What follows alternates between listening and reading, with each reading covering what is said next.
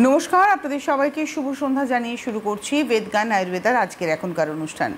বেদজ্ঞান আয়ুর্বেদা ভারতীয় আয়ুর্বেদ নিয়ে কাজ করা একটি সংস্থা, যেখানে আমাদের যে কোনো রোগের চিকিৎসা, অর্থাৎ যে কোনো রোগ হলে সেই রোগের চিকিৎসা আমরা সেখান থেকে পাই। সুতরাং বেদজ্ঞান আয়ুর্বেদা কিন্তু আমাদেরকে নিরাশ করে না, বরঞ্চ আমাদের সুস্থ হওয়ার পথ দেখায়, রাস্তা দেখায়। ঠিক এখান থেকে আজকের অনুষ্ঠানটা আমরা শুরু করব। আজকেও আমরা নির্দিষ্ট একটি রোগ নিয়ে কথা বলবো, যে রোগ হয়তো সাধারণ পরিভাষায় বলা হয় যে এই রোগের থেকে নিস্তার পাওয়া যায় না, এই রোগকে মেনটেন করে রাখতে হয়। আমার মনে হয় বেদজ্ঞান নিশ্চয়ই আমাদের আশার বাণী শোনাবে। সঙ্গে রয়েছেন ডক্টর সুলতান খান। অনেক অনেক স্বাগত, শুভ সন্ধ্যা। নমস্কার। শুরু করি। আজকে যে রোগটা নিয়ে কথা হলো সেটা হচ্ছে অস্টিওপোরোসিস। সাধারণভাবে বলা হয় অস্টিওপোরোসিস একবার হয়ে গেলে এটাকে তখন সতর্ক হয়ে থাকতে হয়। অস্টিওপোরোসিস কমপ্লিটলি কিওর হয় না, কিন্তু দেখে নিই ভারতীয় আয়ুর্বেদ কী বলছে। অস্টিওপোরোসিস রোগটা কি, এটা আগে আমরা জানতে চাই। দেখুন, অস্টিওপোরোসিস আমাদের হাড়ের একটা সমস্যা, যেখানে বেসিক্যালি আমাদের হাড়ের ডেন্সিটিগুলো কমে যাচ্ছে। আমাদের হাড় একটা সলিড সাবস্টেন্স, যে কিন্তু আমাদের শরীরকে একটা স্ট্রাকচার দিচ্ছে। আমাদের শরীরের একটা ওয়েট বডি স্ট্রাকচার দিচ্ছে। ওয়েটটাকে নিয়ে হাঁটার আমাদের একটা বলতে পারেন আপনি। বোন আমাদের শরীরে যেমন একটা বাড়ি পিলার খুব ইম্পর্ট্যান্ট, পিলার কমে গেলে কিন্তু হাড় বাড়ি পড়ে যেতে পারে, সেমনই কিন্তু আমাদের শরীরে আমাদের হাড় হচ্ছে, যেটা কিন্তু সবসময় ভালো থাকা উচিত আর ডেন্সিটি তার মেনটেন হওয়া উচিত। আদারওয়াইজ যখনই এইরকম একটা রোগ, সেখানে কিন্তু সাডেনলি একটা কোল্যাপস বা ফ্র্যাকচার হওয়ার চান্সেস বেড়ে যায় আমাদের। অস্টিওপোরোসিস মানে হচ্ছে আমাদের হাড়ের ছিদ্র তৈরি হচ্ছে, মানে হাড়ের যে ডেন্সিটি অর্থাৎ ঘনত্ব, সেই ঘনত্বটা কমে যাচ্ছে। আর ওখানে আমাদের পোর্স তৈরি হচ্ছে। মানে হাড়টা উপর থেকে দেখতে পাচ্ছি হাড় রয়েছে, কিন্তু মানে যেরকম ওই বাঁশে বা কাঠে ঘুণ ধরে। রাইট। আপনার সবাই দেখেছে বাড়িতে যে কাঠগুলো থাকে, তখন যে ঘুণ ধরে নেয়, তেমন যে কন্ডিশন হয়ে যায়, মানে যেখানেই হাত দেবো সেখানেই যাবে। তো সেই কন্ডিশন কিন্তু আমাদের হাড়ের প্রবলেমটা হয়ে যায়। বেসিক্যালি কি হয় যে অন্য হাড়ের সমস্যা আছে, যেখানে কিন্তু আমরা তার লক্ষণ পাই, সিমটম পাই আমরা। কিন্তু অস্টিওপোরোসিস এমন একটা সাইলেন্ট রোগ, যার কিন্তু সিমটমস আমরা কিন্তু খুব রিয়ারলি পাই। মানে অস্টিওআর্থ্রাইটিস হয়েছে, আমরা হাঁটু ব্যথা পাচ্ছি। রুমেটয়েড আর্থ্রাইটিস হয়েছে, আমরা মাল্টিপল জয়েন্ট পেন পাচ্ছি। স্পন্ডিলোসিস হয়েছে, সেখানে আমরা পেন দেখতে পাচ্ছি। স্টিফনেস রয়েছে, সোয়েলিং রয়েছে, সমস্ত কিছু। কিন্তু অস্টিওপোরোসিস এমন একটা রোগ, যাকে কিন্তু আমি সাইলেন্ট একটা রোগ বলি। সেটা কিন্তু লাকিলি আপনি অনেক সময় আমরা অন্য রোগের চিকিৎসায় আমরা কিন্তু ধরা পড়ে, কিন্তু অনেক সময় হয় যে পেশেন্ট জানতে পারে না, তার কিন্তু একটা ফ্র্যাকচার হয়ে যায়। আর এই ফ্র্যাকচারটা এমন ফ্র্যাকচার, যেটা কিন্তু সাধারণভাবে নর্মালভাবে কিন্তু রিপেয়ার করা যায়। এই যে আমরা দেখি যে একটা বেশি বয়সের মানুষদের হঠাৎ করে হাড় ভেঙে গেল, এর কারণে কি তাহলে এর পিছনে অস্টিওপোরোসিস হতে পারে। সেটা ফ্র্যাকচার হয়ে যাওয়ার পর এক্সরে বা এমআরআই রিপোর্ট করলে জানা যাবে যে তার সেই জায়গায় কন্ডিশনটা কেমন ছিল। ডক্টর খান, একটা কথা জানতে ইচ্ছে করছি যে এই যে অস্টিওপোরোসিস, এটা তো আলাদা করে এর কোনো ট্রিটমেন্ট শুরু হয় না। মানে আমার শরীরে অস্টিওপোরোসিস আছে কিনা আমি জানার চেষ্টাও করি না। তো এটা কি মানে আপনি অ্যাজ আ ডক্টর কি বলবেন যে কিভাবে আমরা সতর্ক হতে পারি?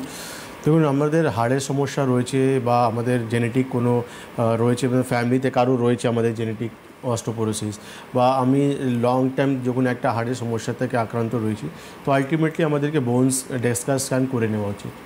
মানে আমাদের টোটাল হাড় যেটা রয়েছে তার একটা স্ক্যান আমাদেরকে করে নেওয়া উচিত। সেখানে আমরা কিন্তু জানতে পারি যে আমাদের হাড়ের ডেন্সিটি কেমন রয়েছে। কেন আপনি আর্লি স্টেজে যখনই রোগটাকে ধরতে পারবেন, তার প্রপার ট্রিটমেন্ট করে তাকে কিন্তু আপনি রিকভার করতে পারেন। নাহলে আলটিমেটলি ওই একটা চান্সেস সবসময় মাথায় থেকে যায় যে কোনো সময় আপনি একটা ভারী কাজ করতে গেছেন, বা আপনি স্লিপ করে গেলেন, বা একটা জোরে হাঁচি দিলেন, সেখানে কিন্তু ফ্র্যাকচার হয়ে যাওয়ার চান্সেস থাকে। আপনি জানেন না যে আপনার অস্টিওপোরোসিস হয়েছে, কিন্তু ভিতরে ডেভেলপ করে গেছে, আর আপনি সেই কোনো একটা অ্যাক্টিভিটি হলো, তার জন্য কিন্তু ফ্র্যাকচার হয়ে গেল। মানে একটা সাধারণ সমস্যার জন্য কিন্তু আপনার একটা ক্রিটিক্যাল কন্ডিশন আপনি চলে গেলেন। তো অস্টিওপোরোসিস হয়েছে একজন মানুষ, এটা তো সাধারণভাবে বোঝা যায় না। তার হাড় ভাঙলো কিংবা কোনো একটা হাড়ের ব্যথা পেলো, তখন টেস্ট করে হয়তো দেখা গেল। তো এক্ষেত্রে ট্রিটমেন্ট কিভাবে সম্ভব হয়? দেখুন, অস্টিওপোরোসিসের ট্রিটমেন্ট আয়ুর্বেদে কিন্তু খুব ক্লিয়ার রয়েছে, যেটা আমরা বলি যে নিদান পরিবর্জন শোধন আর সমান। কেন কি অস্টিওপোরোসিস হয়েছে, তাহলে নিশ্চয়ই আপনাকে খানপানে এমন খাবার দাবার করা উচিত যেখানে ক্যালসিয়াম, ভিটামিন ডি আপনি রিচ সোর্স পাবেন। আপনি সানলাইট যেটা নেওয়া উচিত, বা অভ্যঙ্গ যেটা আমরা বলি অয়েলেশন আমাদের বডিতে করা উচিত। এইসব নিয়মগুলো আপনাকে মেনে চলতে হবে। সেকেন্ড হচ্ছে আপনি ওভারওয়েট রয়েছেন, ওয়েটটা আপনাকে কন্ট্রোল করতে হবে, ওয়েটটা কমাতে হবে আপনাকে। থার্ড হচ্ছে আপনার যে অ্যাডিকশানগুলো রয়েছে, অ্যাডিকশানগুলো আপনাকে বাদ দিতে হবে। তারপর হচ্ছে panchakarma therapy, detoxification, and third হচ্ছে মেডিসিন। কিছু মেডিকেশন রয়েছে যেটা কিন্তু আমাদের এই অস্টিওপোরোসিসকে পুরোপুরি ঠিক করতে সাহায্য করে। আচ্ছা, আমাদের সঙ্গে একজন বন্ধু আছেন। নমস্কার, কে রয়েছেন? হ্যালো। হ্যাঁ, আমি কেষ্টপুর থেকে বলছি, অসীম দাস। হ্যাঁ বলুন, বয়স কত, প্রবলেম কি? বয়স 74। প্রবলেম হচ্ছে আমার প্রথমে ডানাটু অস্টিওআর্থ্রাইটিস হয়েছিল। হ্যাঁ, ওটা কটকটাও যায়, আর হাঁটুটা অস্টিওআর্থ্রাইটিস হয়েছে, খুব ব্যথা হয়। এখন ঘটনা হচ্ছে যে আপনার আয়ুর্বেদিক মেডিসিনে কি কমপ্লিট কিওর্ড হয়? আর কোনো সমস্যা আপনার? ওই হাঁটু আর ডানাটুটা প্রথমে 30 বছর 25 বছর আগে ধরেছিল, তারপরে ঠিক আছে, আপনি টিভি স্ক্রিনে দেখুন। বুঝতে পেরেছি আপনার প্রশ্ন, বুঝতে পেরেছি। আপনার যে প্রবলেমটা রয়েছে তার চিকিৎসা আয়ুর্বেদে রয়েছে, আর অনেক পেশেন্টই তাদেরকে আমরা সুস্থ করে লাইভে তার বক্তব্য আমরা দেখিয়েছি। নিশ্চয়ই আপনাকে নি রিপ্লেসমেন্ট করতে বলা হয়েছে, নি রিপ্লেসমেন্ট করার দরকার নেই। আয়ুর্বেদিক মেডিসিন করুন, আর পঞ্চকর্ম থেরাপি আপনি করান, তাতে আপনি সুস্থ হয়ে যাবেন। মানে ওনার যেটা প্রশ্ন ছিল যে আয়ুর্বেদে কি এই রোগের ট্রিটমেন্ট আছে, একদম এক কথায় উত্তর হচ্ছে এই রোগের ট্রিটমেন্ট আছে। এবং আপনি একবার একটু আসবেন দমদমে, আপনার কেষ্টপুরে বাড়ি, আপনি দমদম জংশন চেম্বারে আসবেন এবং এসে আপনি একবার ট্রিটমেন্ট করান এবং দেখুন আপনি কেমন থাকেন। তারপরে তো আপনার হাতেই রয়েছে, আপনি এগোবেন কি এগোবেন না, কিন্তু ট্রিটমেন্ট করাতে হবে। টেলিফোন করে জানলে কিন্তু সবটা হবে না। আমরা এবারে চলে যাব অস্টিওপোরোসিস নিয়ে। আপনি বলছেন যে ট্রিটমেন্টের প্রসিডিওরের কথা। এই যে নিদান পরিবর্তন যেটা বললেন, এই নিদান পরিবর্তনে কোন দিকে জোর দেন আপনারা? তো নিদান পরিবর্তন ডু অ্যান্ড ডোন্টস খুবই একটা ইম্পর্টেন্ট পার্ট রয়েছে। কেন কি যারাই মানে অস্টিওপোরোসিস যাদের ডেভেলপ করে যাচ্ছে বা অস্টিওপিনিয়া যাদের ডেভেলপ করে যাচ্ছে, তো বেসিক্যালি আপনাকে জানতে হবে যে ডেলি ইনটেক আপনাদের ক্যালসিয়াম বা ভিটামিন ডি কতটা থাকা উচিত, বা আপনি ভিটামিন ডি বা ক্যালসিয়াম কোথা থেকে রিসোর্স পাবেন। এমন না যে আপনি বাজারে গিয়ে ট্যাবলেট কিনে নিয়ে আসলেন, বাড়িতে বসে খাচ্ছেন। কেন কি প্রচুর আর্টিকেল বেরিয়েছে যেখানে কিন্তু আপনি যে ক্যালসিয়াম সাপ্লিমেন্ট বা ভিটামিন ডি যে আপনি মার্কেট থেকে নিয়ে খাচ্ছেন, তার জন্য কিন্তু আপনার শরীরে কিন্তু একটা কমপ্লিকেশন বা সাইড ইফেক্ট, যেটা বলতে গেলে কিডনি স্টোন বা হার্টে ব্লকেজ তৈরি হতে পারে। এই জন্য আমরা কিন্তু বারণ করি, আমরা বলি যে আপনি ডে টু ডে লাইফে রিসোর্স প্রচুর পেয়ে যাবেন ভিটামিন ডি বা ক্যালসিয়ামে। তারপর হচ্ছে যে সানলাইট সবথেকে ইম্পর্ট্যান্ট পার্ট রয়েছে, যেখানে কিন্তু সবথেকে বেশি আমরা কিন্তু ভিটামিন ডি পেয়ে যাই। আর তার আগে কিন্তু আরেকটা প্রসেস হচ্ছে আপনার স্কিন কিন্তু ভালো থাকা উচিত, কেন আপনার স্কিন যে সানলাইটটা অ্যাবজর্ব করবে তার জন্য কিন্তু স্কিন আপনার কিন্তু ভালো থাকা উচিত। তো স্কিন ভালো রাখার জন্য আপনাকে আলটিমেটলি ডেইলি অয়েলিয়েশন করা উচিত, যেটা আয়ুর্বেদে বলা হয়েছে তিল তেল সবথেকে বেস্ট তেল, যেটা আপনি কিন্তু রেগুলারলি আপনার স্কিনকে বা হোল বডিকে আপনি অয়েলিয়েশন করুন, তাতে আপনার স্কিন খুব ভালো থাকবে। আর সকালবেলা যখনই আপনি সানলাইটে আপনি বসবেন তখন কিন্তু আপনি ভিটামিন ডি রিসোর্স আপনি পেয়ে যাবেন। তো এটাই যে প্রসেসটা রয়েছে অনেকরাই জানে না, যে এই জন্য আজকে আমরা কিন্তু ম্যাক্সিমাম পেশেন্টকে যখন ভিটামিন ডি ক্যালসিয়াম আমরা করি, কেন সেই মানে শহরে যেটা হয়ে গেছে যে মানে ফিমেলরা সকাল 5টার সময় উঠে যায়, কিন্তু সেই রোদ নিতে নিতে তার 10টা 11টা বেজে যায়। বাড়িতে এত কাজকর্ম থাকে, পুজো আর মানে অনেক কিছু প্রসেস থাকে, সে তার বাড়ি থেকে বেরোতে বেরোতে 11টা বেজে যায়। তো আলটিমেটলি 11টার সময় আপনি যে সূর্য নিচ্ছেন, আলো নিচ্ছেন, সেটা কিন্তু ক্ষতি করবে আপনি। যেটা ইম্পর্টেন্ট টাইমিং হচ্ছে, কাজটা পরে করুন, আগে ঘুম থেকে উঠেই আগে সকালের নরম রোদটা নিন। এক্স্যাক্টলি, যেটা ইম্পর্টেন্ট টাইমিং রয়েছে উইন্টার অ্যান্ড সামারে, যে সানলাইট নেওয়া যে একটা টাইমিং রয়েছে, আপনি যে কোনো সময় বেরিয়ে সানলাইট নেওয়া কিন্তু চলবে না। একটা নির্দিষ্ট টাইম রয়েছে, সেই টাইমে কিন্তু এসে আপনাকে সেই সানলাইটটা নিতে হবে। একটা টেলিফোন নিয়ে নিই। নমস্কার, কে রয়েছেন? হ্যালো। হ্যাঁ, হ্যালো। একটু একটু জোরে বলুন, কে বলছেন? হ্যাঁ, নমস্কার। হ্যাঁ, সঞ্জারি মিত্র বিদ্যাপুর থেকে বলছিলাম। নামটা কি? সঞ্জারি মিত্র। আর বয়স কত? আমার মায়ের প্রবলেম 57। 57? হ্যাঁ হ্যাঁ বলুন। হ্যাঁ, বলছে ওনার স্পন্ডালাইটিসে উনি হাত তুলতে পারছেন না, হাতও উনি একদম তুলতে পারছেন না, প্লাস কোমরে ব্যথা। কতদিনের সমস্যা? মানে কিছুদিন 5-6 দিন পুরো মানে বিছানা পড়ে গেছে। কবে থেকে স্টার্ট হয়েছে? 1.5 বছর ওরকম হবে। আর 1.5 বছর থেকে রোগ স্টার্ট হয়েছে? হ্যাঁ হ্যাঁ। আচ্ছা, ঘাড় আর কোমর দু জায়গায় ব্যথা আছে? ঘাড়, হ্যাঁ ঘাড় কোমর, আর হাত তুলতে পারছি না। হাত তুলতে পারছেন না। ঠিক আছে, আপনি টিভি স্ক্রিনে থাকুন। মানে স্পন্ডিলিসিস হয়ে গেছে আর সঙ্গে ফ্রোজেন শোল্ডার হয়ে গেছে, মানে দুটোই হাত তুলতে পারছেন না উনি। তো আপনি ইচ্ছাপুর থেকে বলছেন, দমদম আমাদের চেম্বার রয়েছে, আপনার মায়ের সমস্ত রিপোর্ট প্লাস মা আসলে খুবই ভালো হবে, নাহলে সমস্ত রিপোর্ট নিয়ে আসুন। ইচ্ছাপুর না লেক গার্ডেন্স মনে হয় কোথাও। Lake garden? লেক গার্ডেন্স বলে। তাহলে যোধপুর কালীবাড়ি ওনার পাশে হবে। তো আপনি সমস্ত রিপোর্ট নিয়ে যোগাযোগ করুন, ট্রিটমেন্ট স্টার্ট করুন। কেন আপনার মায়ের একটা বয়স হয়ে গেছে, 57 বয়স আপনি বলছেন। তো আয়ুর্বেদের সব থেকে সেফেস্ট ট্রিটমেন্ট রয়েছে পঞ্চকর্মা থেরাপি আর মেডিসিন, তার মারফতে উনি পুরোপুরি রিকভার করে যাবেন। আমাদের বন্ধুরা যারা রয়েছেন, যারা টেলিফোন করতে চাইছেন, দেখুন সরাসরি কথা বলার নাম্বার যাচ্ছে। আপনারা যে কোনো সমস্যা নিয়ে ফোন করতে পারেন, যে কোনো সমস্যা। প্রত্যেকটা রোগের চিকিৎসা কিন্তু রয়েছে ভারতীয় আয়ুর্বেদের হাতে এবং রয়েছে বেদজ্ঞানের হাতে, এবং আপনারা সঠিক রোগেরই চিকিৎসাটা পাবেন। তো আমরা আজকে রয়েছি অস্টিওপোরোসিস। এই অস্টিওপোরোসিস যদি একজন মানুষের হয়, এটা ধরুন কেউ জানলো না আর ট্রিটমেন্ট হলো না, আনট্রিটেড রইল, সেক্ষেত্রে সে কিসের সম্মুখীন হতে পারে, মানে কী ফেস করতে পারে প্রবলেম? সব থেকে বড় চান্সেস থাকে ফ্র্যাকচার, এছাড়া আর কোনো মানে আর অন্য কোনো জিনিসই নেই। কেন আপনার শরীরে অস্টিওপোরোসিস হয়ে গেছে, আপনার শরীরে একটা ওয়েট রয়েছে, তো ন্যাচুরালি সেই ওয়েটটা আপনার বডি নিতে পারবে না। আর যে কোনো একটা হালকা কোনো একটা ইনসিডেন্ট, মানে আপনার পায়ে অস্টিওপোরোসিস হয়ে গেছে আর আপনি জানেন না, আপনি হাঁটতে হাঁটতে যাচ্ছেন, একটা বেঞ্চ রাখা আছে, বেঞ্চে আপনি কিন্তু টোকা লাগলো, দেখা গেলো ফ্র্যাকচার হয়ে গেছে।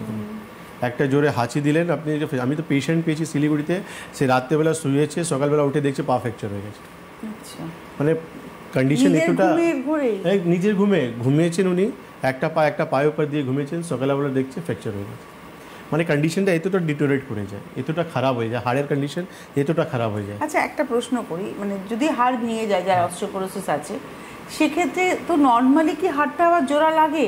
না, একদমই না। ইউজুয়ালি ধরুন আপনার যদি হাড় ভাঙে, আমাদের হাড় কিন্তু জোড়া লাগে, রাইট। মানে আমার নিজেরও পা ভেঙেছে, আমার পা জোড়া লেগেছে, কিন্তু যদি এটা অস্টিওপোরোসিস থাকতো তাহলে কি হতো? অস্টিওপোরোসিস থাকলে তাহলে আপনাকে ওই জায়গাটা, যতটা আপনার অস্টিওপোরোসিস হচ্ছে সেই জায়গাটা কিন্তু বাদ দিতে হবে আপনাকে। কেন আপনার বাড়িতে যখন কাঠ যে ঘুণ ধরে নিয়েছে, আপনি যতই প্রিক করুন বা যতই চেষ্টা করুন, সে কিন্তু ঠিক হবে না। আপনাকে অন্য কাঠ লাগাতে হবে বা কাঠ চেঞ্জ করতে হবে, তেমনই কিন্তু হাড়ের কন্ডিশন হয়ে যায়। আচ্ছা, এই জন্য কোনো না কোনো ফরেন বডি দিয়ে জায়গাটা এক্স্যাক্টলি, এই জন্য আমরা বলি যে আমরা যেমন অন্য রোগ আমরা জানি যে আমাদের হাঁটুতে অস্টিওআর্থ্রাইটিস, রুমেটয়েড আর্থ্রাইটিস, স্পন্ডিলিস, সেরকম কিন্তু অস্টিওপোরোসিসকেও আমাকে গুরুত্ব দিতে হবে। একটা বয়সের পর মহিলা যারা মেনোপজ হয়ে যাচ্ছে, তাদেরকে কিন্তু এই টেস্টগুলো কিন্তু করে নিতে হবে, তাতে ওরা কিন্তু। আপনি বলছেন মেনোপজ হয়ে যাওয়ার পর একজন মহিলার প্রতি 6 মাস অন্তর কিছু টেস্ট করা দরকার? রাইট। দেখুন, আমরা এটা জানি না, কিন্তু ম্যাক্সিমাম লোক রয়েছে বা বাইরে দেশে যেটা নিয়ম রয়েছে, তারা কিন্তু একটা বয়সের পর তারা কিন্তু সবসময় একটা বডি চেক আপে থাকেন, ইনভেস্টিগেশনে থাকেন, বা ফ্যামিলি হিস্ট্রি দেখেন যে ফ্যামিলিতে কারো ক্যান্সার থাকলে তারা কিন্তু সেই প্রিকশনে থাকে, ডায়াবেটিস আছে তারা সেই প্রিকশনে থাকে, আর্থ্রাইটিসের পেশেন্ট আছে সেই প্রিকশনে ওরা থাকে। তো আমাদেরকেও কিন্তু এটা বুঝতে হবে যে আমাদের ফ্যামিলিতে যখন এরকম কোনো একটা রোগ রানিং করছে, তাহলে আমাদেরকে কিন্তু প্রিভেনশন করতে হবে। আর প্রিভেনশনতে আপনি কিন্তু আপনার নিজেকে আপনি বাঁচাতে পারবেন। যে রোগটা আপনাকে 30 বছরে হওয়া উচিত, সেটা কিন্তু দেখা গেল 50 বছরে হয়েছে। কেন? আপনি প্রিভেনশন করেছেন, আপনি নিয়ম মেনেছেন, খানপান ভালো করে করেছেন, আপনি বডিটাকে ডিটক্স করেছেন, এক্সারসাইজ করেছেন, তাহলে আপনার রোগটা আসেনি। আর রোগ আস্তে আস্তে একটা সময় লেগে গেছে। অস্টিওপোরোসিসও একটা বয়স রিলেটেড সমস্যা, কিন্তু আজকে আমরা যারা দেখি যাদের রুমেটয়েড আর্থ্রাইটিস রয়েছে, থাইরয়েডের সমস্যা রয়েছে, বা এমন রোগ রয়েছে, অ্যাঙ্কোলাইটিস স্পন্ডিলোসিস রয়েছে, তাদেরকে আমরা দেখি 40-45 বছর বয়সে অস্টিওপোরোসিস ডেভেলপ করে গেছে। বা যারা কিন্তু লং টার্ম কর্টিকোস্টেরয়েড নিচ্ছে, বা যারা অ্যান্টি অ্যাপিলেপটিক মেডিসিনগুলো খাচ্ছে, বা যাদের কিন্তু বেরেটিক অপারেশন হয়ে গেছে, বা যারা কেমো রেডিয়েশন, অনেক কিছু এমন রোগ রয়েছে তার কমপ্লিকেশন কিন্তু অস্টিওপোরোসিস রয়েছে। তো এই জন্য এই টপিকটা খুবই ইম্পর্ট্যান্ট রয়েছে। আমরা অনেক পেশেন্ট দেখি যে তাদের কাছে এক্স রে রিপোর্ট রয়েছে, এমআরআই রিপোর্ট রয়েছে, ডেসকা স্ক্যান রয়েছে, কিন্তু তারা জানে না যে অস্টিওপোরোসিস হয়ে গেছে। আমরা বলে দিই এই জন্য, কেন কি তাহলে আপনি একটু সাবধানে থাকতে পারবেন। বাড়ি থেকে হুট করে এক বালতি জল তুলে নিলেন, আপনি এক বালতি কাপড় নিয়ে আপনি ছাদে চলে গেলেন, সেই জিনিসগুলো কিন্তু টোটালি অ্যাভয়েড করতে হবে, কারণ ওই ফ্র্যাকচারটা কিন্তু আপনাকে কিন্তু পুরোপুরি বেড রিটেন করে দিতে পারে। আমরা এতক্ষণ কথা বলছিলাম অস্টিওপোরোসিস নিয়ে। আপনারা অবশ্যই ফোন করুন, যে কোনো প্রবলেম নেই। আর আমি একটু জানিয়ে দেবো, ডক্টর খানের চেম্বার আপনারা পেয়ে যাচ্ছেন। ডক্টর খানের চেম্বার প্রত্যেক বুধবার হাওড়া ময়দানে প্রত্যেক বৃহস্পতিবার দিন চেম্বার পাবেন দমদম জংশনে, একদম রেল স্টেশন লাগোয়া। প্রত্যেক শুক্রবার দিন আপনারা চেম্বার পাচ্ছেন হচ্ছে যোধপুর পার্ক কালীবাড়ি, যাদবপুর সংলগ্ন। এবং প্রত্যেক রবিবার দিন পাবেন ফার্স্ট হাফটা অর্থাৎ মর্নিং সেশনটা পাবেন হচ্ছে যোধপুর পার্ক কালীবাড়ি, এবং সেকেন্ড হাফটা পাবেন হচ্ছে দমদম জংশনে। এছাড়া পশ্চিমবঙ্গের প্রত্যেকটা জেলাতে চেম্বার রয়েছে, জেলাভিত্তিক চেম্বার পেয়ে যাবেন। কোনো কোনো জায়গায় মাসে দুবার, কোনো কোনো জায়গায় মাসে একবার।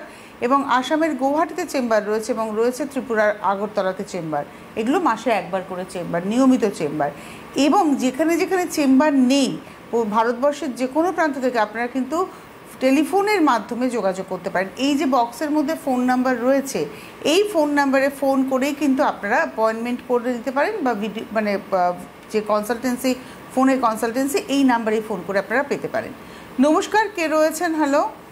হ্যাঁ, আমি পলু মাইতি বলছি, দক্ষিণ চব্বিশ পরগনা। কথাটা না খুব জড়িয়ে জড়িয়ে আসছে, একটু পরিষ্কার করে বলুন। আমি পলু মাইতি বলছি, দক্ষিণ চব্বিশ পরগনা দিয়ে। বয়স কত? 33। বলুন।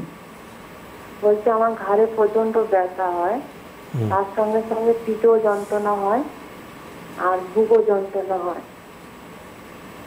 ঘাড়ে যন্ত্রণা হয় আর পিঠে? ঘাড়ে যন্ত্রণা থেকে পিঠে যন্ত্রণা হয় আর বুকটাও যন্ত্রণা হয়, মাঝে সাথে বমিও হয়ে যায়। আপনার বয়স কত বললেন? 33।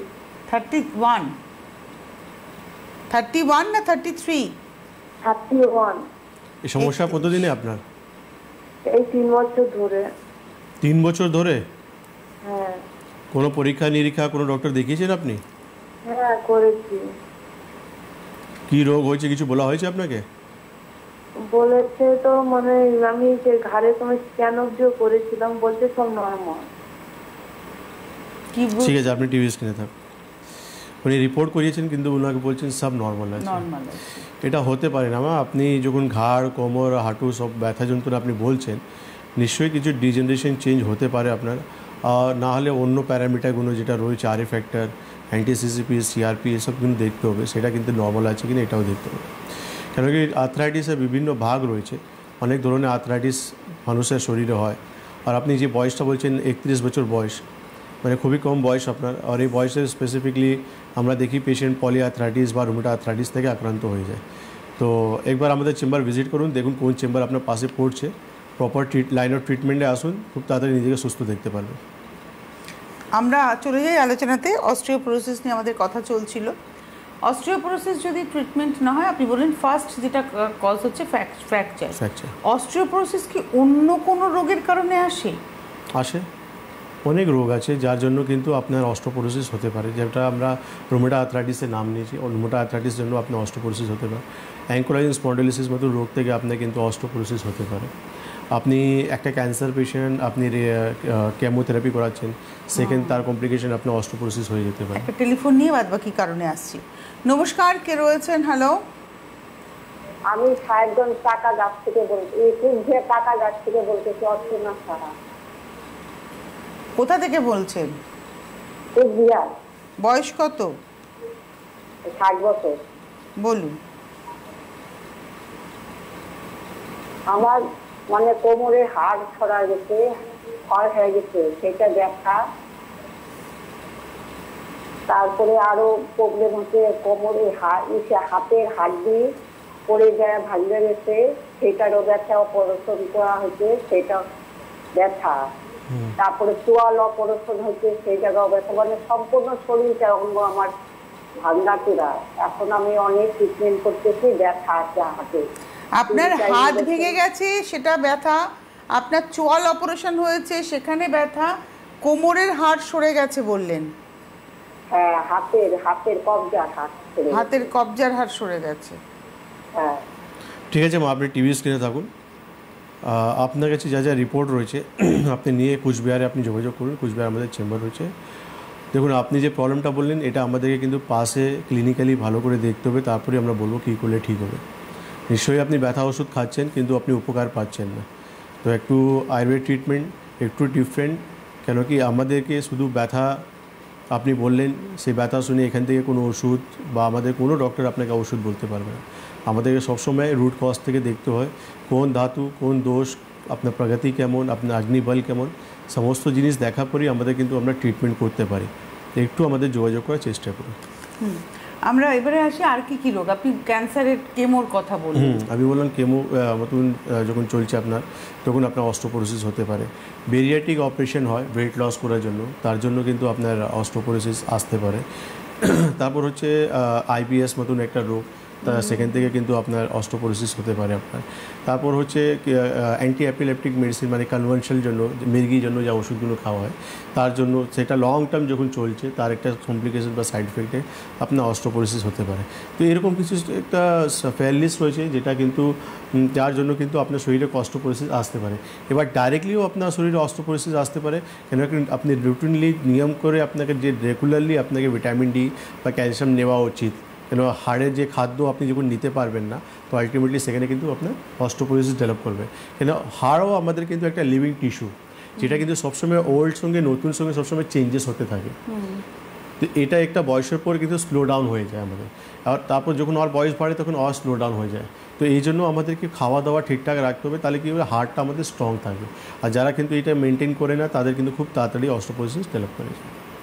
তো ওই যে অস্টিওপোরোসিসের ক্ষেত্রে আপনি বলছেন মানে সতর্ক হতে হবে, এবং কোন মানে মেনোপজের পরে একজন মহিলার ক্ষেত্রে, পুরুষদের ক্ষেত্রে কি অস্টিওপোরোসিস হওয়ার চান্সেস থাকে? হ্যাঁ, নিশ্চয়ই। আমরা শুনবো, তবে তার আগে একজন বন্ধু আছেন। নমস্কার, কে রয়েছেন? হ্যালো, কে বলছেন, কোথা থেকে বলছেন? আমি চণ্ডীতলা থেকে বলছি, হুগলি চণ্ডীতলা। নাম কি, বয়স কত? বাসন্তী বাগ, বয়স 45। বলুন। হাঁটুর খুব ব্যথা, মানে শিরায় যন্ত্রণা হচ্ছে। দুটো হাঁটু না একটা হাঁটু? এই একটা, আবার একটা হালকা হালকা। কতদিন থেকে সমস্যা আপনার? ও তো বছর খানিক হচ্ছে, মানে এই কদিন বেশি হচ্ছে। এক্স রে করিয়েছেন হাঁটু? একবার করিয়েছিলাম, বলেছিল বাতের সমস্যা, ধাত। ঠিক আছে, আপনি টিভি স্ক্রিনে থাকবেন। দেখুন মা, যাদেরই কিন্তু এই শীতকালে বাতের সমস্যা থাকবে, ব্যথা যন্ত্রণা, তারা কিন্তু ব্যথা ওষুধ খেয়েও নিজের সমস্যাটা কমাতে পারবে না। কেন এই শীতকালে বাতের প্রকোপ এমনি বেশি থাকে। যাদেরই কিন্তু ব্যথা যন্ত্রণা রয়েছে, রুমেটাইড আর্থ্রাইটিস, অস্টিওআর্থ্রাইটিস, স্পন্ডিলোলিসিস, অ্যাঙ্কুলাইন স্পন্ডিলোলিসিস, মানে যে কোনো লোকে ব্যথা যন্ত্রণা রয়েছে, ব্যথা ওষুধ খেয়েও নিজের ব্যথা কমাতে পারবে না। এই সময় বোঝা যায় যে চিকিৎসাটা কেমন হয়েছে আপনার, বা আপনি কী ধরনের চিকিৎসায় আপনি রয়েছে।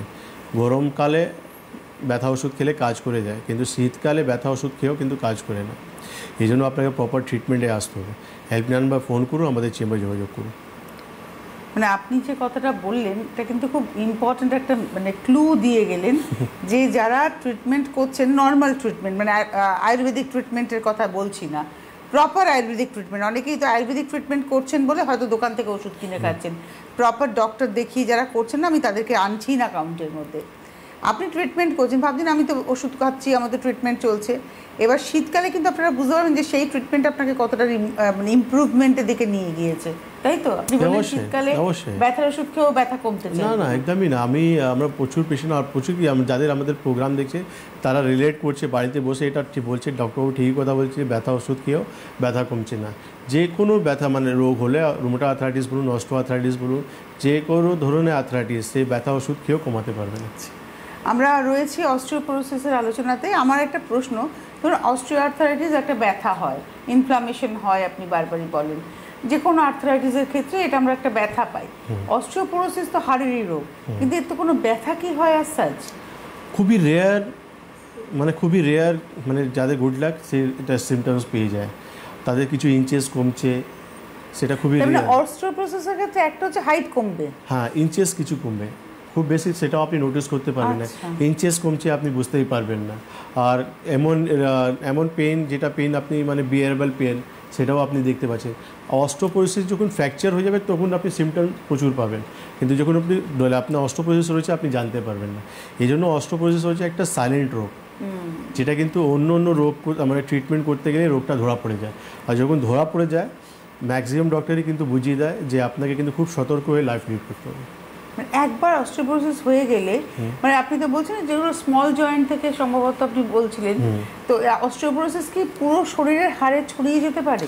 না, তার কিছু সিলেক্টেড জায়গা রয়েছে সেখানে আর অস্টিওপোরোসিসে তো আমি পেশেন্ট দেখিয়েছি যিনি মানে দত্তপুকুর থেকে বয়স্ক মহিলা উনি আসতেন ট্রিটমেন্ট করতে। বিফোর ট্রিটমেন্ট ওনার কাছে রিপোর্ট ছিল, আফটার ট্রিটমেন্ট উনি রিপোর্ট করিয়েছিলেন, অস্টিওপোরোসিস পুরোপুরি ঠিক হয়েছিল, তার বক্তব্যও আমি দেখিয়েছি। তো আমি যে কোনো টপিক যখন নিয়ে কথা বলি তাদের পেশেন্ট আমাদের এখানে সুস্থ হয়েছে, ভালো হয়েছে, তার রিলেটেডই আমি কিন্তু সেই টপিক নিয়ে আমি বলি যে হ্যাঁ আপনারা আয়ুর্বেদিক ট্রিটমেন্ট করে নিজেকে সুস্থ করতে পারেন। এবং আপনার কাছে সেই রোগ নিয়ে আপনি আলোচনা করেন যে রোগটা আপনি সুস্থ করতে পারবেন, রাইট, সেটা নিয়ে আমরা আলোচনাটাও করি। নমস্কার, কে রয়েছেন? হ্যালো, হ্যাঁ আপনি কে বলছেন, কোথা থেকে বলছেন? আমি আসানসোল, হ্যাঁ আসানসোল থেকে বলছি। নাম কি, বয়স কত? বয়স 68। আপনার নাম? সর্বাণী আচার্য। আচ্ছা বলুন, হ্যাঁ বলুন। বলছি আমার পিঠে ব্যথা আর অ্যালার্জি প্রবলেম। অ্যালার্জি কী সমস্যা হচ্ছে আপনার? অ্যালার্জির কি অ্যালার্জিতে প্রবলেম হচ্ছে আপনার? প্রবলেম মানে নাক দিয়ে জল, হাঁচি কাশি সব সময়। ঠিক আছে মা, আপনি টিভি স্ক্রিনে আপনি থাকুন, সঙ্গে থাকুন। হ্যাঁ, আপনি হেল্পলাইন নাম্বার ফোন করুন, আমাদের চেম্বার ভিজিট করুন। কেন অ্যালার্জি সমস্যা যখন আপনি বলছেন, অ্যালার্জি আমাদেরকে ক্লাসিফাই করে নিতে হবে কী ধরনের অ্যালার্জি আপনার হয়েছে। কিছু পরীক্ষা নিরীক্ষা আছে, সেটাও আমাদেরকে দেখে নিতে হবে যে আইজি লেভেল কতটা আপনার রয়েছে। আর আয়ুর্বেদের ট্রিটমেন্ট রয়েছে, ট্রিটমেন্ট করলে আপনি সুস্থ হয়ে যাবেন, এটা আমি বলছি। আমাদের আজকে অস্টিওপোরোসিস নিয়ে আলোচনা চলছিল, এবার আমরা একদম শেষ প্রশ্নেতে চলে আসবো। সেটা হচ্ছে আপনি বললেন পঞ্চকর্মা, নিদান পরিবর্তনের কথা বললেন, অর্থাৎ ডুজ অ্যান্ড ডোন্টসের কথা, এবং মেডিকেশন তো থাকছেই, এবং তার সঙ্গে পঞ্চকর্মা। কিন্তু অন্যান্য রোগের ক্ষেত্রে পঞ্চকর্মা যতটা আপনারা করতে পারেন, অস্টিওপোরোসিসের ক্ষেত্রে কি ততটা পঞ্চকর্মা প্রয়োগ করা যায়? দেখুন, পঞ্চকর্মা থেরাপি অস্টিওপোরোসিস পেশেন্টকে আমরা মাস্ট নেসেসারি বলি, কিন্তু যারাই করে খুব এক্সপার্ট আর এক্সপিরিয়েন্স থেরাপিস্টকে দিয়ে করাতে হয়। কেন কি অস্টিওপোরোসিস আমি বললাম প্রেশার দিয়ে যাবে না। তো একটা পেশেন্টকে যখনই আমরা যখন একটা ম্যাসাজ দিচ্ছি সেখানে কিন্তু পেশেন্টকে মানে যে থেরাপিস্ট থাকবে তাকে কিন্তু খুব কনসিয়াস হয়ে কাজ করতে হবে। এই যে অন্য পেশেন্টকে যেরকম আমরা প্রেশার দিয়ে কাজ করি, এই পেশেন্টকে কিন্তু স্পেসিফিকলি আমাদেরকে খুব কনসিয়াস হয়ে কাজ করতে হবে। খুব বেশি প্রেশার বা লাইট প্রেশার দিলে চলবে না, মিনিমাম একটা ম্যাক্সিমাম যেটা দেওয়া উচিত সেই রকম একটা প্রেশার দিয়ে থেরাপি করতে হবে। আর একটা লাস্ট একদম প্রশ্ন, যেটা আমরা অর্ধেক জায়গায় থেমেছিলাম, যে পুরুষদেরও এটা হতে পারে? পুরুষদেরও হতে পারে, পুরুষদেরও এটা রোগটা হতে পারে। যাই হোক, আজকে হাতে সময় নিয়ে বিদায় নেওয়ার পালা। অনেক ধন্যবাদ জানাবো ডক্টর খানকে, ধন্যবাদ আপনাদের, নমস্কার।